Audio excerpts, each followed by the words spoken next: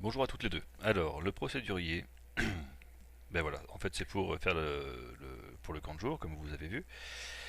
Donc, la première chose à faire, là on va dire que je suis dans le dossier de l'élève, là il s'appelle test. La première chose à faire, c'est d'ouvrir, double-cliquer sur le fichier audio. Il va s'ouvrir dans iTunes, Quand vous voulez. et là on peut l'arrêter, quitte iTunes. On ira le chercher ensuite dans iPhoto. Deuxième chose à faire, ouvrir iPhoto, si ce n'est pas déjà fait. Cliquez sur plus, on va appeler test 2, j'en avais déjà fait un. Ici, on prend nos 4 ou 5, enfin les 5 photos sélectionnées et on les glisse directement dedans. On laisse passer les... Alors ça c'est parce que j'avais déjà apporté les photos. Voilà. Ensuite on peut lancer le diaporama.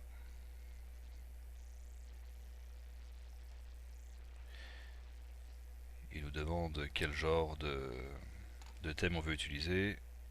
On clique directement sur lire.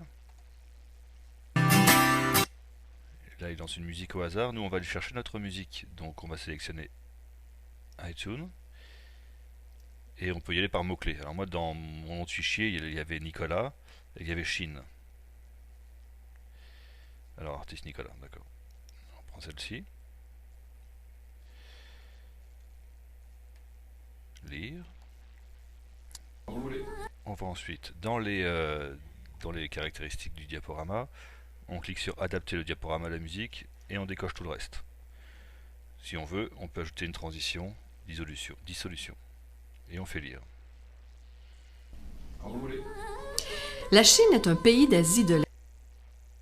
Pour l'exportation, donc je vais faire une pause, quelqu'un arrive. Pour l'exportation, on fait fichier, exporter, on va dans diaporama, on choisit le deuxième, on décoche transmettre automatiquement à iTunes, on clique sur personnaliser, et là on peut donner le nom que l'on veut au fichier. Et comme dossier de départ, enfin comme dossier d'arrivée plutôt, on sélectionne